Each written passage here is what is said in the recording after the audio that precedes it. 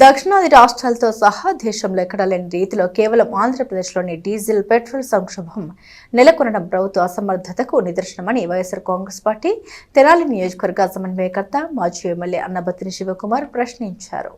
స్థానిక గంగానమ్మపేటలోని వైఎస్ఆర్ కాంగ్రెస్ పార్టీ కార్యాలయంలో మంగళవారం పార్టీ నాయకులతో కలిసి ఏర్పాటు చేసిన విలేకరుల సమావేశంలో ఆ పార్టీ సమన్వయకర్త మాజీ ఎమ్మెల్యే అన్నబత్తిని శివకుమార్ మాట్లాడారు. తెనాలితో సహా రాష్ట్ర వ్యాప్తంగా డీజిల్ పెట్రోల్ కోసం ప్రజలు నానావస్థలు పడుతున్నారని తెలిపారు. ప్రభుత్వ అసమర్థతకి ఇది ప్రబల నిదర్శనంగా తెలిపారు. యుద్ధం కారణంగా రానున్న రోజుల్లో ధరలు పెరుగుతాయనే భావనతో ఆయిల్ కంపెనీలు డీలర్లకు సరఫరాను తగ్గించాయని తెలిపారు. ఇప్పటి వరకు క్రెడిట్ కు జరిగే ఆయిల్ సరఫరాను అకస్మాత్తుగా నగదు చెల్లిస్తేనే పంపుతామంటూ కంపెనీలు నిబంధన విధించడం, సరఫరాలో జాప్యం చేయడం వెనుక పెద్ద ఎత్తున అవినీతి జరిగిందని అనుమానాలు ఉన్నాయని శివకుమార్ తెలిపారు. అందుకోసమే కావాలని కృత్రిమ కొరత సృష్టించారని ఆరోపించారు. సోషల్ మీడియా ప్రచారమే సంక్షోభానికి కారణమంటూ పౌర సరఫరాల శాఖ మంత్రి నాదెండ్ల మనోహర్ చేసిన వ్యాఖ్యలపై శివకుమార్ మండిపడ్డారు.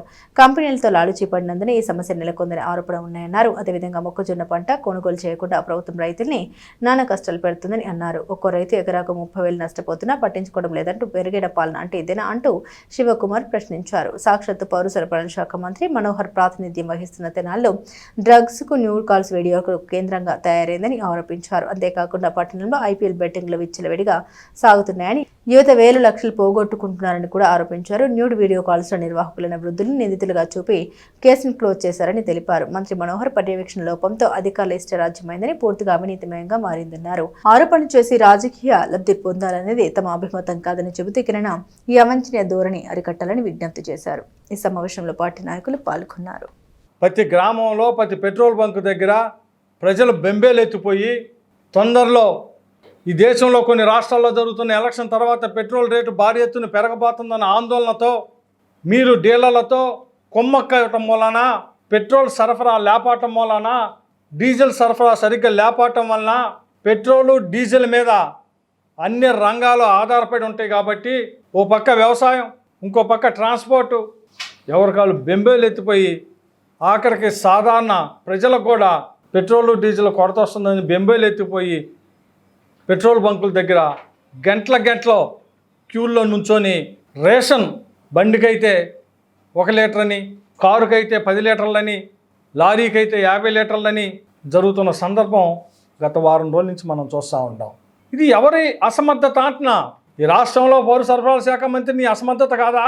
నేను నిజంగా చెబుతున్నా, మీరు డీలర్లతో లాలూచి వ్యవహారం పడటం వల్లే ఈ కొరత వచ్చిందని చాలామంది చెబుతూ ఉంటారు. మీకు పెద్ద మొత్తంలో ముట్టిందని చెబుతూ ఉంటారు. రాబోయే రోజుల్లో పెట్రోల్ రేటు భారీ ఎత్తున పెరిగిపోతూ ఉంది, డీజిల్ రేటు పెరుగుతూ ఉంది.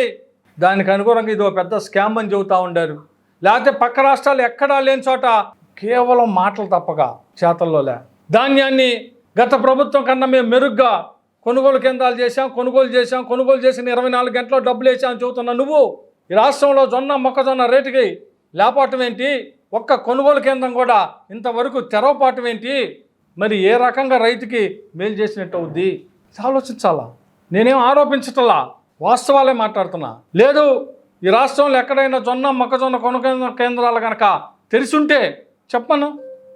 ఇదిగోనాయా పలానా గ్రామంలో, పలానా నియోజకవర్గంలో, పలానా ఊర్లో జొన్న మొక్కజొన్న కొనుగోలు కేంద్రాలు ప్రభుత్వం ద్వారా ఏర్పాటు చేశాం, దాంట్లో ఇదిగో ఇన్ని వేల క్వింటాలు కొన్నాం అని చెప్పమను. ఇదే కేసులో ఒక కానిస్టేబుల్ని వీఆర్కి పంపారు. ఎందుకు పంపారు? ఇదే కేసులో కదా.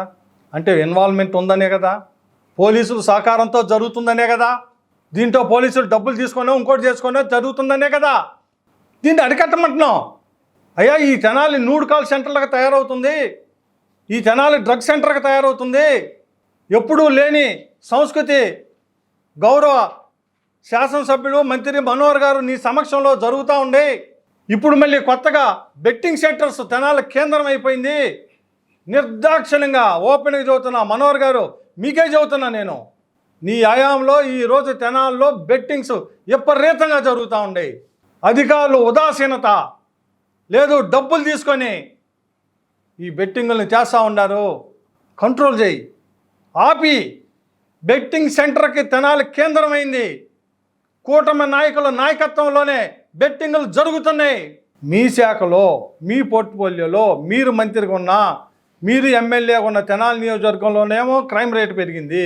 మీరు మంత్రిగా ఉన్న పౌర సరఫరాల శాఖ మంత్రి పోర్ట్ఫోలియోలోనేమో ఈ రకంగా అవినీతి పెట్రోలు డీజిల్ దొరకపోవటం, రైతుకి గిట్టుబాటు ధర రాకపోవటం, ప్రభుత్వం తరపున మద్దతు ధర చెప్పి జొన్న మొక్కజొన్నకి కొనుగోలు కేంద్రాలు పెట్టి ప్రభుత్వం ఒక్క జొన్న మొక్కజొన్న కొనుగోలుపోవటం, ఇవన్నీ మరి ఎవరు ఫెయిల్యూర్? మీ ఫెయిల్యూర్ కాదా? మీ ఫెయిల్యూర్స్ కాదా? ఎప్పుడన్నా ఈ రకమైన ఇది వచ్చిందా? అందుకని ఇప్పుడైనా సరైన యాక్షన్ తీసుకోమంటున్నాం.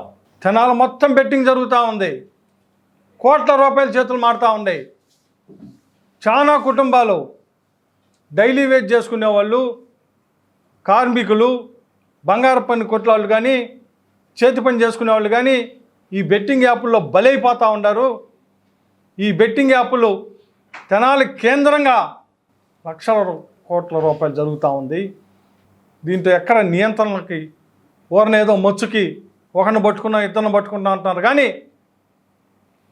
అసలు ఇంత పెద్ద వ్యవస్థ ఈ తెనాల్లో జరుగుతుంటే నీ నిజాయితీ ఏందో చూపి, లేకుండా చెయ్యి. దాన్ని వదిలేసి ఏదో అధికారి ఏదో జరిగిందంటే ఒకరిని పట్టుకొస్తాం కాదు స్వామి. దయచేసి ఇప్పుడు కన్నా ఈ ప్రాంతంలో జరుగుతున్న ఇటువంటి బెట్టింగ్స్ కానీ ఇంకోటి కానీ అరికట్టాలని, ముందు రైతాంగానికి కొనుగోలు జొన్న మొక్కజొన్న కొనుగోలు కేంద్రాలని, అలాగే ప్రధానంగా ఈరోజు పెట్రోలు డీజిల్ ఇంత సమాజంలో అంటే రాష్ట్రంలో నివసించే ప్రజలందరూ ఇబ్బంది పడుతున్న ఇబ్బందుల్ని అధిగమించేలాగా చేయాలని చెప్పి కోరుకుంటా ఉన్నాం.